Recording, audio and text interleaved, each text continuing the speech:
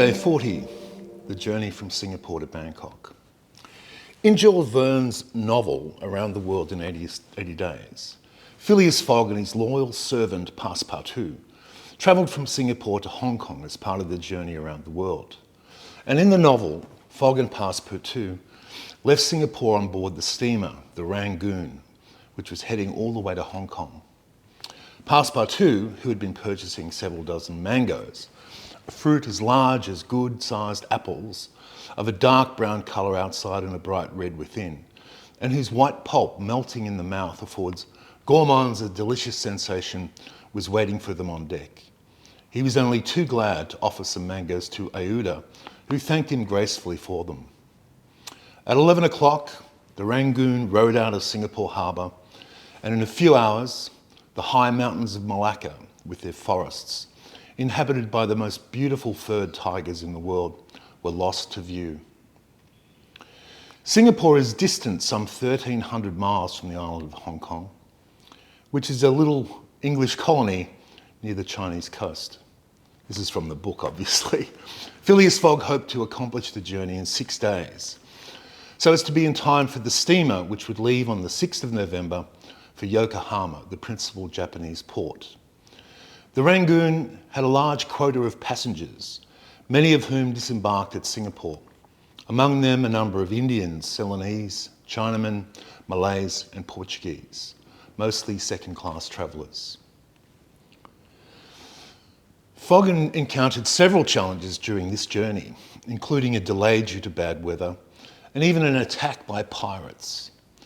But eventually they arrived in Hong Kong safely. The weather, and this is from the book again, the weather which had been hitherto fine changed with the last quarter of the moon. The seas rolled heavily and the wind at intervals rose to almost a storm, but happily blew from the southwest and thus aided the steamer's progress. The captain as often as possible put up the sails, and under the double action of steam and sail, the vessel made rapid progress along the coasts of Annam and Cochin China. Owing to the defective construction of the Rangoon, however, usual precautions became necessary in unfavourable weather, but the loss of time which resulted from this cause, while it nearly drove Passepartout out of his senses, didn't seem to affect the master in the least. Passepartout blamed the captain, the engineer and the crew, and consigned all who were connected with the ship to the land where the pepper grows. Perhaps the thought of the gas, which was remotely burning at his expense in Savile Row, had something to do with his hot impatience. Now, it's worth noting that the novel was written in 1873, and the modes of transportation available at that time were quite different from what we have today. Fogg relied mostly on trains and steamers, and the journey from Singapore to Hong Kong would have likely taken several days by ship, whereas now it can be completed in just an hour and a half by plane. But unlike Fogg, this time, rather than take the sea route or the quick route via air, I'm doing a more elaborate overland series of journeys by rail, some through my favourite Southeast Asian countries.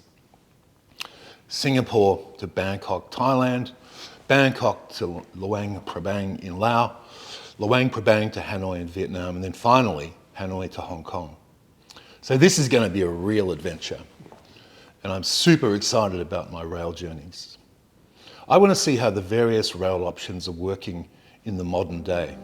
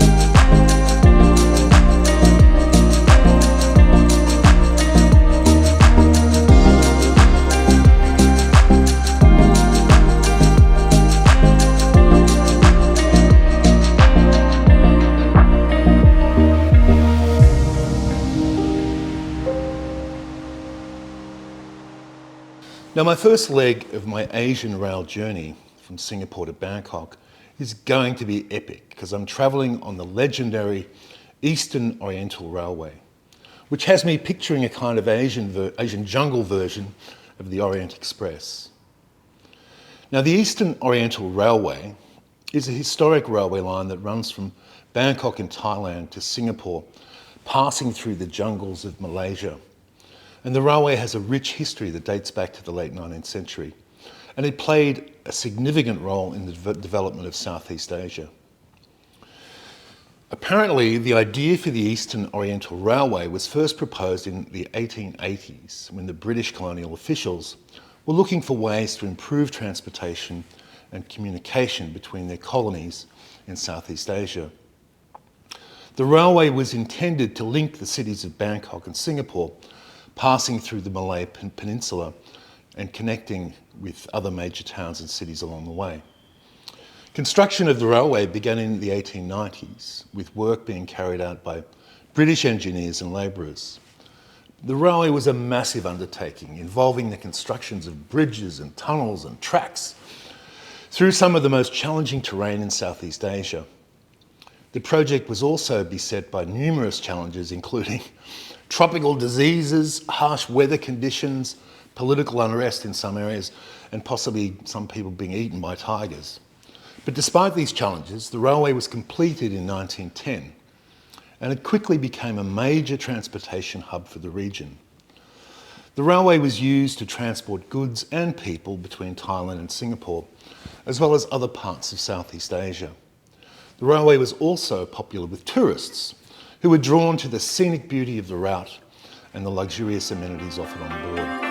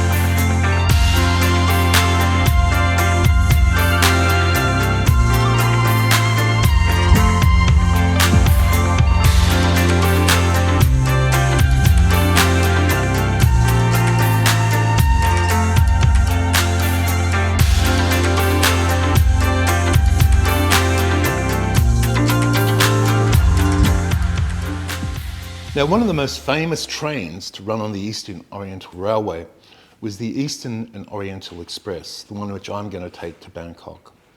And that was launched in 1993, not so long ago.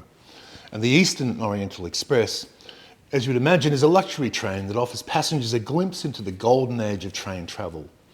The train features elegant cabins, fine dining, and a range of onboard amenities that include a bar and a lounge.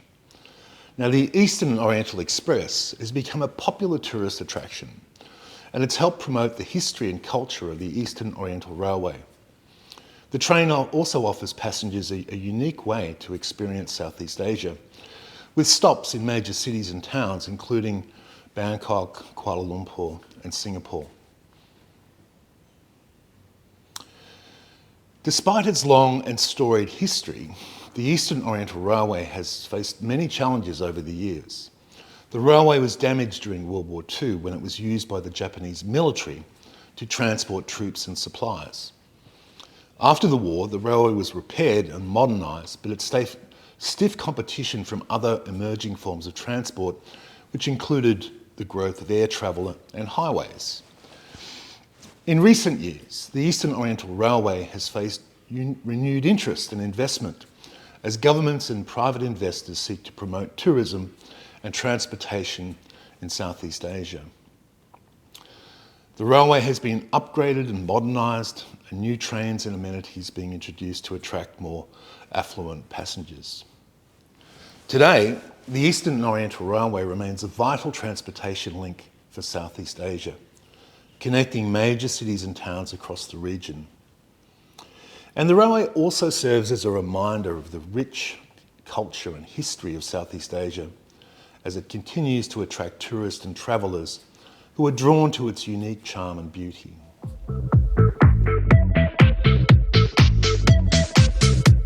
In 80 Days, adventurer and award-winning filmmaker Paul G. Roberts retraces the global footsteps of Phileas Fogg, hero of Jules Verne's most famous work,